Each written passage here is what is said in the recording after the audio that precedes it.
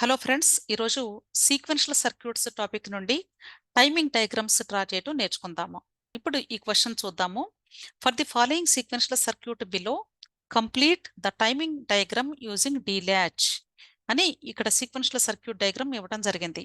So ఇచ్చినటువంటి sequential circuit ని reference గా తీసుకొని ఇక్కడ ఇచ్చినటువంటి ఈ టైమింగ్ డయాగ్రామ్ లో ఇన్కంప్లీట్ వేవ్ ఫామ్ ని మనం ఫిల్ చేయాల్సి ఉంటుంది. ఆల్రెడీ క్లాక్ పల్స్ ఇచ్చేసారు. అలాగే ఎక్స్ అంటే ఇక్కడ ఇచ్చినటువంటి డి ల్యాచ్ యొక్క ఇన్పుట్ నేమ్ ఎక్స్ అండి. సో ఎక్స్ అనేది ఇన్పుట్ ఇచ్చేసారు. ఓన్లీ మనం డ్రా చేయాల్సింది డి ల్యాచ్ యొక్క అవుట్పుట్ అంటే క్యూ ఆఫ్ టీని డ్రా చేయాలి. ఇది డ్రా చేయాలి అంటే ఈ డి ల్యాచ్ యొక్క స్టేట్ టేబుల్ని మనం అర్థం చేసుకుంటే చాలా ఈజీగా డ్రా చేయొచ్చు. ఫస్ట్ మనం స్టేట్ టేబుల్ని డ్రా చేద్దాం. ఓకే, సో స్టేట్ టేబుల్లో ఇన్పుట్ ఏముంటుంది? క్లాక్ పల్స్ ఉంటుంది కంపల్సరీ. అలాగే ఒక ఇన్పుట్ ఎక్స్ అన్నారు కదా, ఎక్స్. నెక్స్ట్ అవుట్పుట్ ఏం రావాలి అంటే క్యూ ఆఫ్ టీ రావాలి. ఎందుకు ఓన్లీ క్యూ ఆఫ్ టీ తీసుకున్నాను అంటే ఈ డి ల్యాచ్కి టూ అవుట్పుట్స్ ఉంటాయి, ఒకటి క్యూ ఆఫ్ టీ, ఇంకొకటి క్యూ డాష్ టీ. ఈ రెండు కూడా ఆపోజిట్గా ఉంటాయి. ఎప్పుడు ఒకటి నార్మల్ ఫామ్లో ఉంటే ఇంకొకటి కాంప్లిమెంట్ ఫామ్లో ఉంటుంది. సో ఒకటి తీసుకున్నారు అంటే అర్థం దానికి opposite value Q dash T అని అర్థం. కాబట్టి ఇది రిప్రజెంట్ చేయాల్సినటువంటి అవసరం లేదు టేబుల్లో. ఈ టేబుల్ని స్టేట్ టేబుల్ అంటారండి, లేదా ఫంక్షన్ టేబుల్ అని కూడా అనొచ్చు. ఇక్కడ ఈ స్టేట్ టేబుల్లో ఫస్ట్ క్లాక్ పల్స్ 0 అనుకుందాం. అంటే క్లాక్ పల్స్ ఏది అప్లై చేయటం లేదు అనుకుందాం. ఇక్కడ ఏ వాల్యూ అయినా తీసుకోండి, అంటే 0 అవ్వచ్చు లేదా 1 అవ్వచ్చు. సో ఏ వాల్యూ తీసుకున్నా సరే మనకి ఇక్కడ వచ్చినటువంటి వాల్యూ ప్రీవియస్ స్టేట్ అవుతుంది, అంటే క్యూ ఆఫ్ టీ.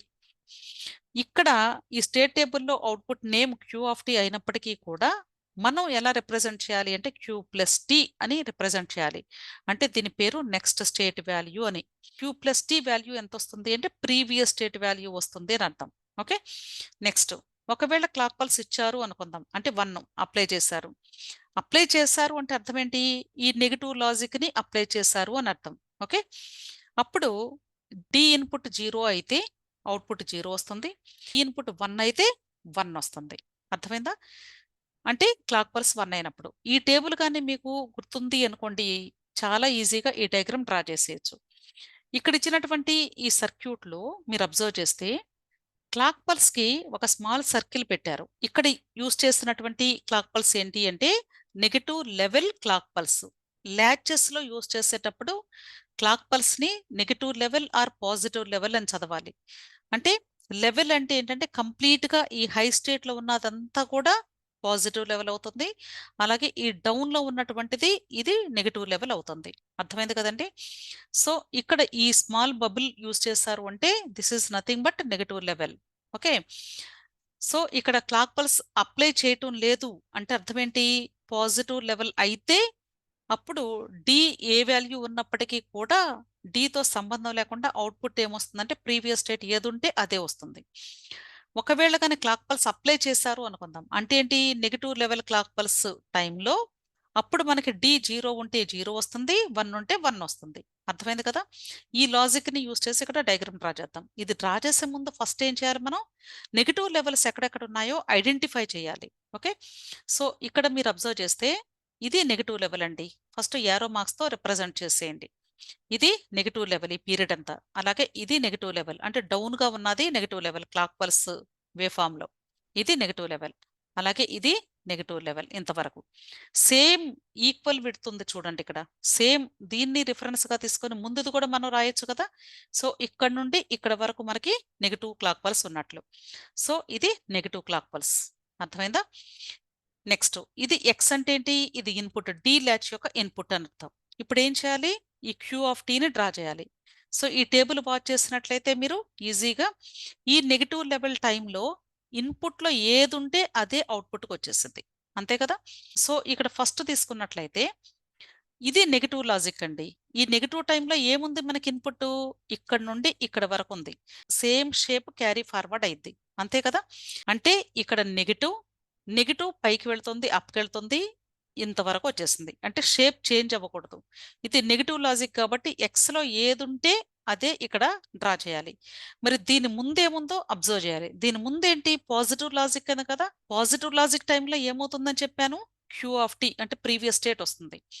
మరి దీని ముందు ప్రీవియస్ స్టేట్ మనకు తెలుసా? తెలియదు కదా. అందుకని ఏం చేయాలి అంటే డోంట్ కేర్ అని పెట్టాలి ఇక్కడ. అర్థమైందా? అంటే ఎక్స్ అనే సింబల్తో రిప్రజెంట్ చేయాలి. అంటే ఈ పీరియడ్ అంతా కూడా డోంట్ కేర్. ఇక్కడ నుండి మాత్రమే మనకి ఈ నెగిటివ్ టు పాజిటివ్ వెళ్ళి ఇక్కడ స్టాప్ అయింది. నెక్స్ట్ ఇది పాజిటివ్ లెవెల్. పాజిటివ్ లెవెల్‌లో ఏం చెప్పాను? క్యూ ఆఫ్ టీ కదా ఉండేది. కాబట్టి ఇక్కడ నుండి ఇక్కడ వరకు సేమ్ క్యారీ ఫార్వర్డ్ అయిద్ది యాజ్ ఇట్ ఈస్‌గా. ఓకే. నెక్స్ట్ ఇక్కడ నెగెటివ్ లెవెల్ వచ్చేసేయండి. ఈ నెగెటివ్ లెవెల్‌లో ఏం చెప్పాను? ఎక్స్ ఏది ఉంటే అది వచ్చింది కదా! సో, ఇక్కడ నుండి ఇక్కడ వరకు యాజ్ ఇట్ ఈస్‌గా సేమ్ షేప్ డ్రా చేయాలి.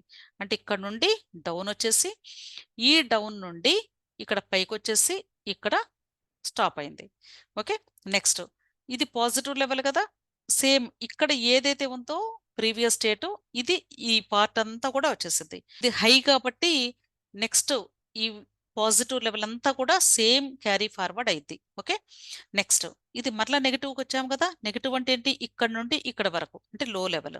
అంటే ఇక్కడ నుండి ఇక్కడ వరకు లో లెవెల్ వెళ్తుంది. నెక్స్ట్ పాజిటివ్ కదా! పాజిటివ్ అంటే ఇక్కడ ఏదుంటే దీని ముందు అదే సేమ్ క్యారీ ఫార్వర్డ్ అవుతుంది కాబట్టి ఇక్కడ వరకు వచ్చేసింది. నెక్స్ట్ ఇక్కడ అగైన్ నెగెటివ్ లాజిక్. నెగెటివ్‌లో ఏముంది ఇక్కడ?